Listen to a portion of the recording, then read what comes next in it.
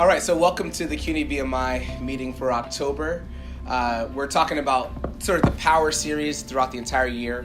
Last month we talked about the power of core values, and this month I'm talking about the power of the mind.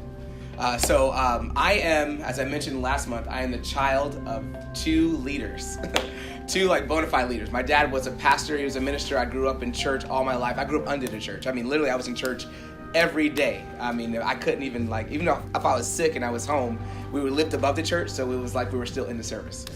So that was my life every day. My mom was a school teacher. She just retired this past January after 27 years of service. And so coming home to two dictators every day, it was a challenge. It was a challenge. I really didn't have a lot of choice in what to do, but even though they were both two leaders, they were both different in very different styles of leadership. So my dad on one side had this very free-spirited, carefree approach to leadership. If you ever heard of thinking inside the box, he didn't even know there was a box. My dad just did whatever he wanted to do. He was a renegade. He would spend money first, ask questions later. He just kind of did his own style, but he was a pioneer. And through his leadership, he was able to start 4 different churches and be able to really become a community leader in Middletown, New York, where I'm from. My mom, on the other hand, she was the definition of the box. She was very safe. She was very guarded. We had to always do our homework, well before the deadlines. She would also make us do summer reading. Anybody ever have to do summer reading? She would make us do book reports in the summer. It was really challenging, right? And so, but one thing that was unique to both of them and also kind of common to both of them was that they were both leaders and respected and followed by many people. But often, even though their leadership styles were different and they had many followers, the outcomes of their lives were very different. My parents got divorced after 28 years. And then they went sort of separate ways. My dad got remarried, had kids, and then got remarried again for a third time.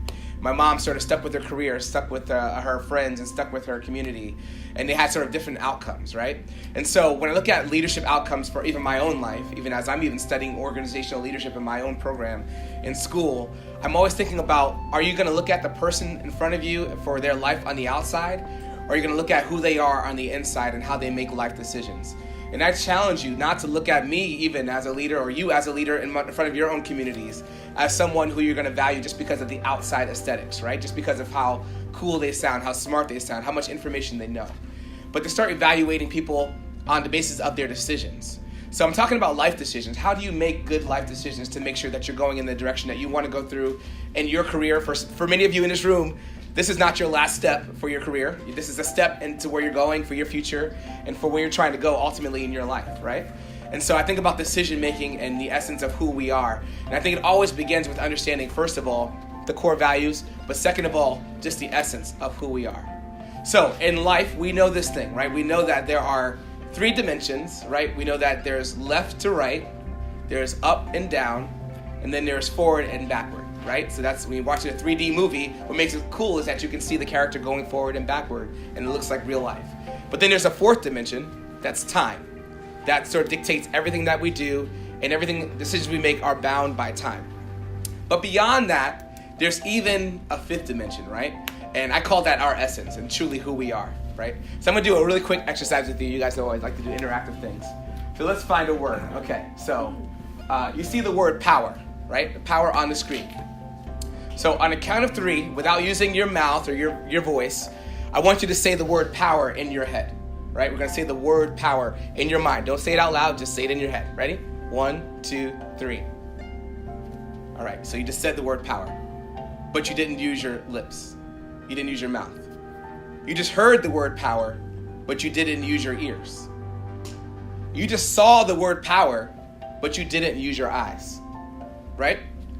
Think about that. The power of who you are is not about your mouth. It's not about your eyes. It's not about your look. It's not about your aesthetics. It's not about your height. It's not about your hair. It's not about anything on the outside.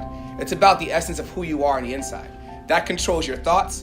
That controls your decisions. That controls your future. It controls your passions. It controls even the picture that you have set up for your life of who you want to be and where you're going to go. So the essence of who we are is not external. It's always internal. And your greatest resources are always internal. Your passion, your love, your character, your destiny, your choices. Everything is always internal. So that's step number 1. Step number 2, about making good life decisions and using the power of the mind. I call this the delay exercise, where you learn to teach yourself how to pause from overreacting or reacting too harshly or rashly to decisions that you make. So we're going to do one more quick exercise. So on the count of 3, I want you all to say the word roast, like roast beef, with me 5 times. All right? After we say the word roast, I'm going to ask you a question, and I want you to answer the question immediately. I see some of you shaking your head like I've seen this before. I want you to answer the question immediately. Don't even hesitate. Answer the question, and then we'll see how many of you get it right. Okay, so I'm going to say roast 5 times, ask you a question, answer the question immediately. Ready? On the count of 3. 1, 2, 3. Roast, roast, roast, roast, roast. What do you put in a toaster? Bread. How many of you said toast? Okay, so like half of you, 60% of you.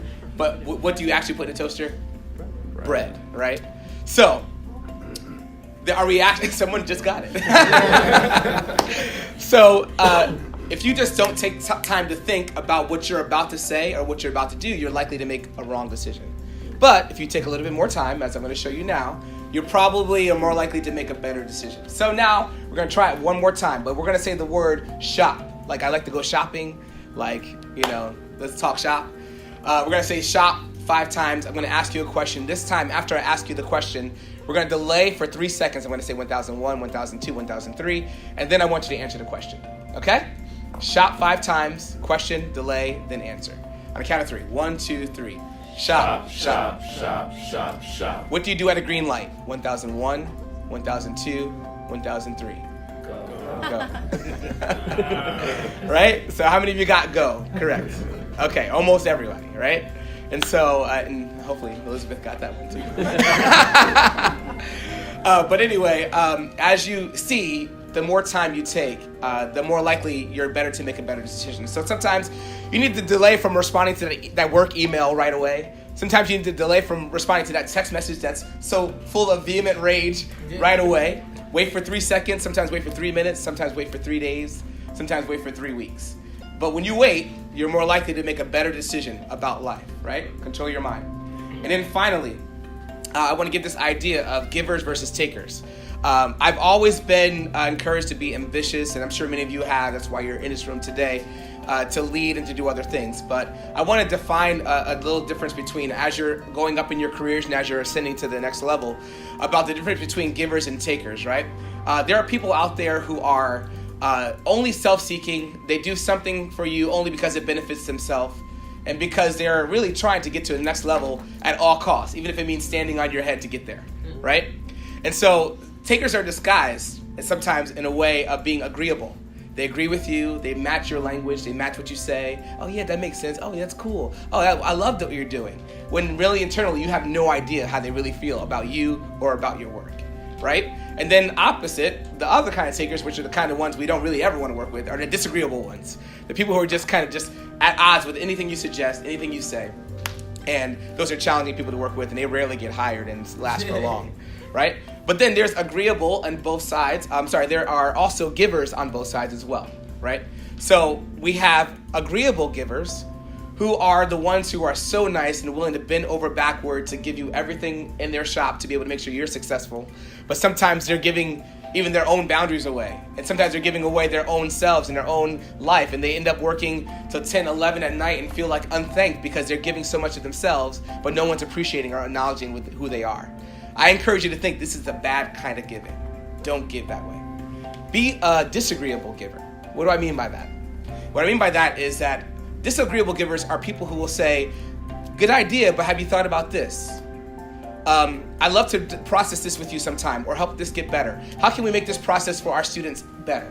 How can we increase the amount of productivity on our team? How can I support you in your career and help you grow, right? And so the disagreeable givers are the ones that are maybe will challenge you on a concept, but at the end of the day, they're thinking about how to grow the organization overall, or they're thinking about how to grow you overall, or they're thinking about how to be a partner with you overall. So if you want one question that will define, if you're ever interviewing somebody and you want a question that will like delineate a giver versus a taker, ask this one question. What have you done? Give me the names of 4 people that you have helped improve their lives over the past 5 years. Give me the names of 4 people whose lives you've helped improve in your lives over the past 5 years. If they give you 4 names of people who have been above them or celebrities or like people they like kind of want to be like, they're most likely a taker. If they give you the names of people who like they've helped go from entry level to the next level to mid level, or people they've mentored, or people they've as siblings, or people they've just influenced to help them get to where you want to be, or you help them get to where they want to be, those are most likely the givers, right? So I encourage you all, as you're thinking about controlling the mind and improving the way that you make decisions and your students make decisions, that you consider these 3 things: understanding your essence, understanding how to delay before you respond rashly, and then finally teaching them how to be disagreeable givers. I hope you enjoyed that talk.